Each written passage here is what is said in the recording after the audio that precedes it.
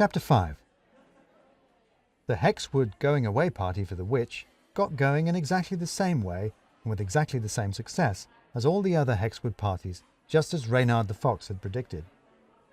This being December, the beeches up on the top of the ledge were bare of leaves, but garlands of ivy were wound up their trunks, and lanterns and bunting hung from the lower branches to create a high glowing roof that swayed and creaked. In the long aisles on the bare ground between the trees were long tables laid with every tablecloth, every dinner set, and every cutlery canteen that could be scrounged up from the village, a mishmash of floral prints and starched white linen, bone-handled knives and bent spoons, blue willow pattern and solid earthware. Down the centre of each table were candlesticks and oil lanterns, bowls filled with glowworms, and dancing blue spirit lanterns under chafing dishes. In between and hanging over the tables were braziers and bonfires and boilers to keep the party warm, so that all the cutlery and glass shimmered and reflected the dancing flames all around. At one end of the tables was a low stage for the Otters band, and at the other end was a high table for the mayor, Lady Ermine, her son Sir Toby Sturt, Mrs. Mouldiwarp the postmistress, Mr. Tuft the schoolmaster, Urchin in his capacity as the chair of the special committee, and Cewat in his capacity as all the other chairs of all the other committees, and of course Madame Befana the witch, and Martin Rukenau, the chimpanzee assistant. At the other tables sat everyone else, at least most of the time, when they weren't bustling about finding each other, losing each other, stopping to chat, running to catch up, joining a sing-song with the weasels down there, or an argument among the rabbits over here. And all the while, between them, ran all the young mice and rabbits who had been drafted in to help wait on everyone else. The only person who lived up on the ledge was Reynard the Fox, who had a house right on the edge of the cliff, at the far end, looking out over the fields below. His front garden had been turned into a temporary kitchen, with a canvas awning stretched over rows of pots and pans, burners and ovens, everything bubbling and sizzling, and everyone shouting to be heard over all the bubbling and sizzling. Into the kitchen ran the waitstaff, grabbing the first thing they could lay their hands on and running out again. This one a mouse staggering under a sloshing soup tureen, this one a weasel carrying just a clean fork, this one a rabbit with plates of cake stacked up in his arms, this one a vole with a bowl full of wobbling jelly balanced on his head. And so everyone ate and drank and talked and sang, which was all they had really wanted to do anyway. Mrs. Mouldiwarp had produced a commemorative brochure, just as she had suggested at the planning meeting, and at least one kind soul asked her to read it to them, although they did not listen quite as closely as they might, because Hob the Weasel started singing a complicated song about bottles of beer. Miss Sleekit did dress up as she had suggested, and very fetching it was too, all glittering with fish scales and shining with beetle wing cases. But Buck Rabbit just came in his overalls, partly out of a sort of mulish pride, and partly because those were the only clothes he owned. Brock the Badger proposed at least one toast, and possibly several more, although he was drowned out by everyone else proposing their own toasts over the top of him. But it was with his own beer, so he was happy. Everyone was happy, until the speeches. It wasn't anything in the speeches that made them unhappy, at least not at first. It was more the idea of speeches in general, the idea that they might have to stop enjoying themselves for a bit and listen to someone else enjoying themselves and the sound of their own voice at their expense. It should have been Urchin first, but he had nominated Cewat the Hare in his place. Cewat managed to thank Urchin, the mayor, and then himself, before various other committee members in attendance started to barrack him with requests to also be thanked, and in the end he just had to give up before he was forced to name absolutely everyone in the village. Mrs. Mouldiwarp then tried to read out the poem she had published in her brochure, but various ill-mannered weasels started joining in at the end of each line with a rude rhyme, and that had to be abandoned.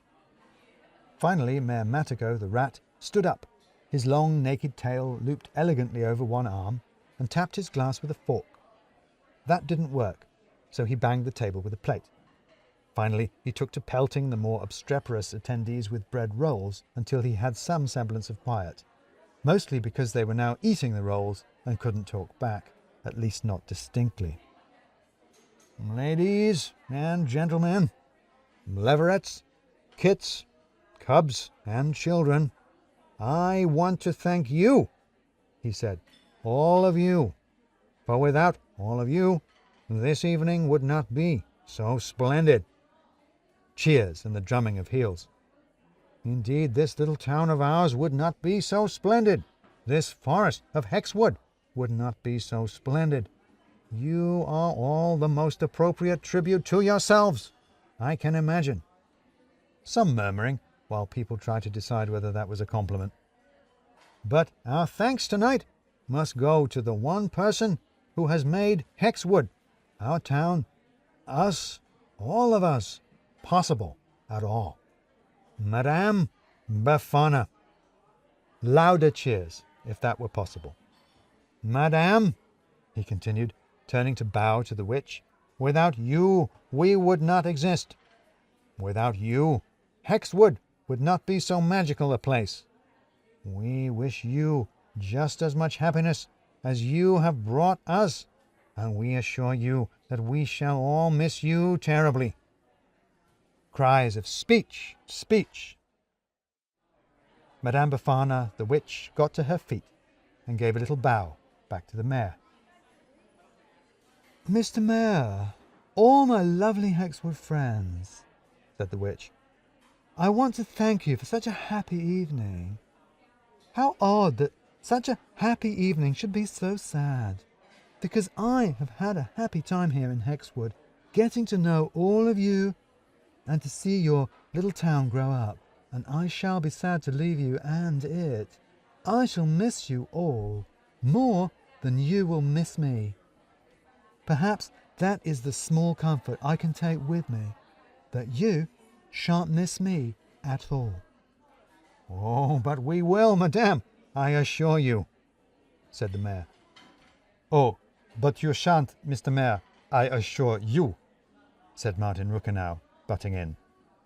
You really won't, you know, said the witch. When I leave Hexwood, my magic will come with me. This won't be a hexed wood anymore. My magic, the magic that means all of you are conscious and can talk, that magic will come with me, and you will be left behind. You will remain, and remain as the animals you all once were. A hush fell between the trees. Reynard the fox stood up. Excuse me, madame, he said, but do you mean to say we're all going to return to just how we were before you came? Wild animals in a wood, with no notions of civilized manners or society or talk? No notions of anything, my dear Mr. Fox, said Madame Befana. No notions at all. It might take a little while for the effects to wear off, but they will go. Perhaps I should just conjure up a little charm or spell to make that process easier. I'll certainly try and leave the glamour that hides you from the outside world in place for long enough, but it will happen. The magic will go, and so will you. The you that is here now. You'll quite forget all of this, and all of me, and all of yourselves, really. And I suppose that's my consolation for leaving you all, that you won't know anything about it, which is all for the best, don't you think? If you say so, madame, said Reynard, in a tone that suggested that he did not agree, and he sat down again. And under the tall, dark trees, under the far, cold stars, all the animals were quite silent.